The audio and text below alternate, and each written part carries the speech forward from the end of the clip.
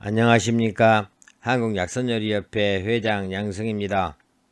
오늘은 요즘 한참 많이 나오는 이 기관지에 좋다 그러죠. 가래, 기침, 천식에 좋다고 이야기하는데 이 머위에 대해서 말씀을 드릴까 합니다. 추운 겨울 동안은 그 땅속에서 뿌리줄기로 이렇게 살아가다가 이 봄이 되면서 이 꽃대가 나오면서 꽃을 피고 또 옆에 이렇게 어린 이 잎이 나오면서 이렇게 자라나죠.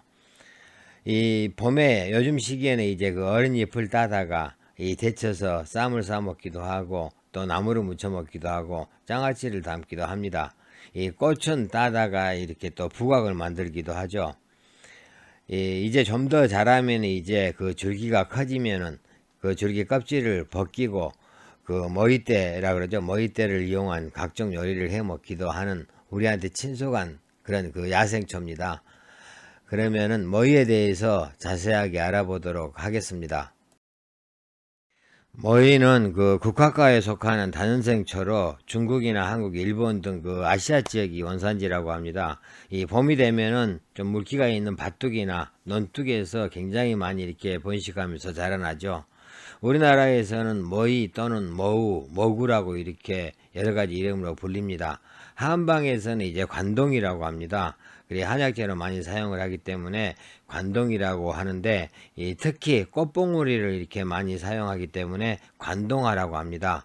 이 꽃 자체는 봉도화라고 부르죠. 잎은 관동엽이라고 하고 이 관동이라는 말은 그 겨울을 지내고 꽃을 피운다는 그런 의미라고 합니다. 얼음이나 눈 속에서 이 땅속에 그 줄기로 살다가 봄이 되면서 먼저 꽃을 피우고 옆에 잎이 이렇게 돋아나는 그런 그 야생초입니다. 머위는 암수로 구별되어 있는 식물입니다.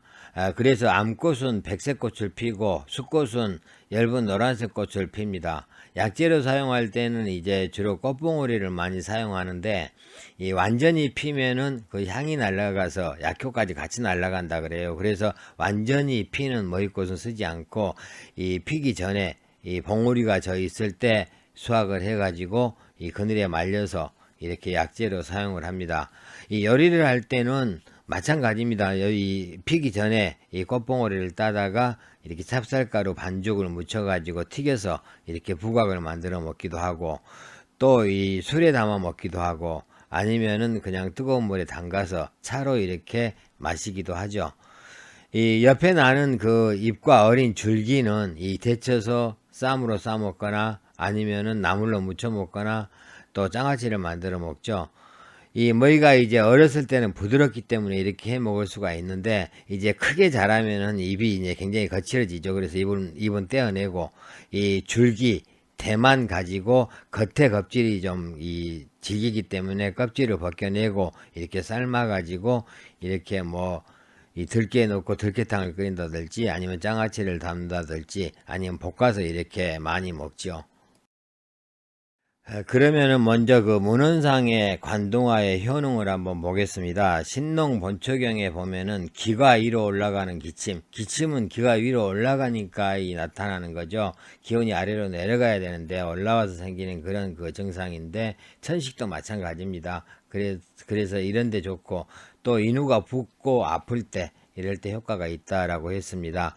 동의보감에서도 머위는 성질이 따뜻하고 맛은 맵고 달며 독이 없다라고 기침을 멈추게 하고 가래에 피고름이 섞여 나오는 증상을 치료한다라고 했습니다.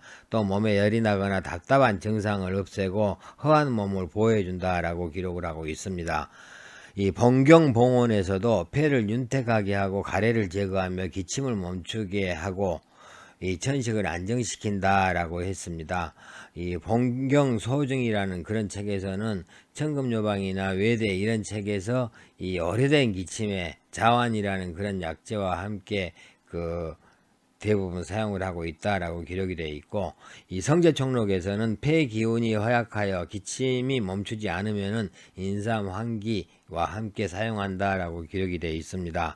재성방에서도 폐옹으로 해서 기침하면서 기침에 농이나 담이 섞여 나오면은 도라지와 율무를 배합해서 사용한다라고 기록을 해놓고 있습니다. 동양의학에서 말하는 머위의 효능을 보겠습니다. 성질은 따뜻하고 맛은 맵고 약간 쓰면서 폐경으로 들어간다 그랬습니다. 이 효능을 보면은 한열, 허실, 구별 없이 기침, 가래, 천식의 효과가 있다라고 했는데, 이 맵고 따뜻한 성질을 가진 그 식품들은 건조하기 쉬운데, 이 머위는 건조하지 않고 도리어 윤택해서 폐를 윤택하게 하는 그런 효과가 있어서 마른 기침의 효과가 또 있죠. 이 기침이나 천식이 만약에 한증, 즉 찬기운하고 같이 왔을 때는 이 간강, 즉 그 말린 그 생강이죠. 말린 생강하고 자와 노미자를 배합하고 열로 인해서 올 때는 지모나 상엽, 천폐모를 배합하고 기어에는 인삼과 황기를 배합하고 음이 허약할 때는 백합이나 맹문동, 사삼을 배합하고 오래된 기침에는 이 길경, 즉 도라지죠. 도라지하고 율무를 배합해서 사용한다라고 했습니다. 따라서 머위는 이 한열, 허실 구별 없이 모든 기침, 가래, 천식에 사용할 수 있다는 그런 이야기죠.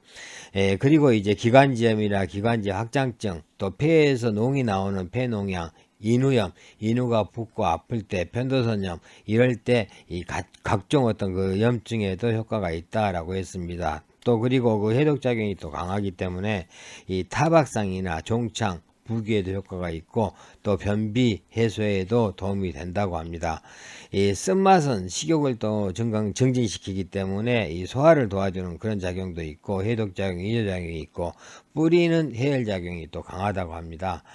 따라서 그 소화불량이나 식욕부진에도 많이 사용할 수가 있고 또 이 해독작용 때문에 해산물 이 독을 해독하는 그런 그 작용도 있으면서 식중독을 예방하는 그런 효과도 있습니다. 머위는 현대 영양학적인 면에서도 많은 연구가 진행되고 있습니다.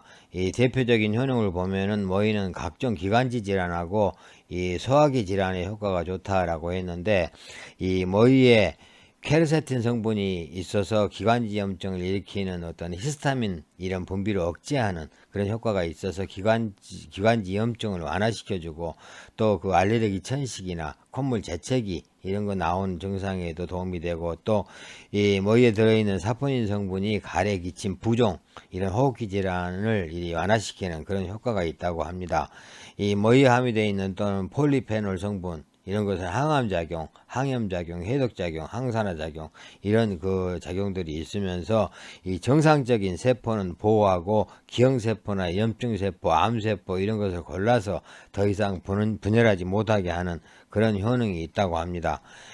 또 이제 모에는 또 이 식물이기 때문에 각종 미네랄과 비타민이 들어있기 때문에 이 편두통을 유발하는 혈관 염증을 방지해서 이 편두통에도 좋고 또 그 헥사날이라는 그런 성분은 강력한 항균 작용을 하기 때문에 식중독이나 생선독 같은 것을 해독하고 고름이나 또 상처 회복에도 도움이 된다고 합니다. 그리고 머위에는 폴리페놀 성분이 풍부하기 때문에 소화 기능을 촉진하고 또 소화불량을 해소하는 데 도움이 많이 되고 이 섬유질도 풍부하게 들어있죠. 따라서 체내 숙변을 제거하고 이뇨작용에도 이 효과가 있습니다. 머위에 들어있는 카르틴이라는 그런 성분은 피부를 또 매끄럽게 하고 탄력있게 해준다고 하죠. 이 카르틴뿐만이 아니고 각종 비타민이나 미네랄 이런 것도 풍부하기 때문에 피부의 어떤 그 주름을 개선하고 윤택하게 하는 그런 작용을 할 수가 있습니다. 각종 비타민과 칼슘 등이 들어있고 또 무기질이 많기 때문에 골다공증 예방에도 효과가 있고 이 콜레스테롤을 배출시키는 그런 작용이 있어서 혈관 질환에도 좋다고 합니다. 비타민 A가 많이 들어있어서 눈의 어떤 그런 피로 회복이나 시력 개선에 좋고 야맹증에도 효과가 있다고 하죠. 그리고 그 서양 그 스위스 자연요법 의사인 그 알프레도 포겔 박사가 주장을 했는데 머위는 굉장히 강한 그 항암작용이 있다라고 했습니다. 물론 이제 서양에서 자란 머위하고 우리나라에서 나는 머위는 약간의 식물적으로 봤을 때 차이가 있습니다만은 같은 종류에 속하기 때문에 일정한 항암작용이 있다고 생각이 듭니다. 머위는 이 야생초이기 때문에 이 주의사항도 꽤 있습니다. 모이에 페타시테닌과 후키토녹신이라는 그런 독소 성분이 들어있다고 합니다. 따라서 이 데치게 되면은 이런 성분들이 빠져나가서 괜찮기 때문에 꼭 데쳐서 사용을 하시고, 또 그 일반적으로 식자재로 봐도 이 쓴맛이 있기 때문에 약간 데쳐서 쓴맛을 좀 빼낸 다음에 사용하는 것이 좋습니다. 그리고 또 그 모이에는 산에서 나는 개모이하고 해변에서 나는 그 털모이가 있는데, 이런 모이는 먹을 수가 없습니다. 따라서 여러분들이 모이를 채취하실 때는 잘 구별하셔야 됩니다. 또 모이를 너무 많이 먹는 것은 또 좋지도 않다 그래요. 이 혈관 수축작용도 일어날 수 있고 광저불안 같은 것도 나타날 수가 있기 때문에 이 한꺼번에 너무 많이 섭취하시는 것은 좋지 않습니다. 그리고 특히 소아나 이 임산부가 많이 먹는 것은 간 손상이 올 수도 있기 때문에 주의하시는 게 좋습니다. 그러면은 그 모이 요리법을 한번 보겠습니다. 모이의 꽃을 이용해서 부각을 이렇게 만드는데 여러 가지 다양하게 이렇게 만들 수가 있습니다. 찹쌀가루 풀어가지고 조금만 묻혀가지고 기름에 튀기면 되죠. 간단합니다. 그리고 그 모이 그 어린 잎을 따다가 이렇게 그 모이 쌈을 해 먹을 수도 있고, 또 볶음도 해 먹고, 또 초고추장에 이렇게 비벼가지고 이렇게 무침으로 해 먹을 수도 있습니다. 또 모이 잎을 이용해서 안에다가 여러 가지 그 소를 넣고 이렇게 쪄서 이렇게 먹을 수도 있고, 또 장아찌를 담아 먹을 수도 있죠.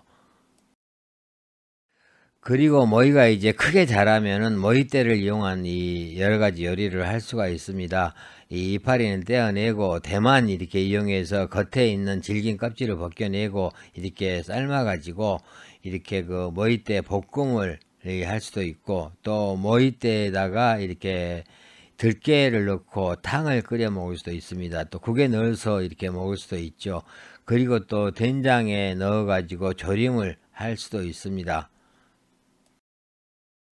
지금까지 모유에 관해서 이렇게 설명을 드렸습니다.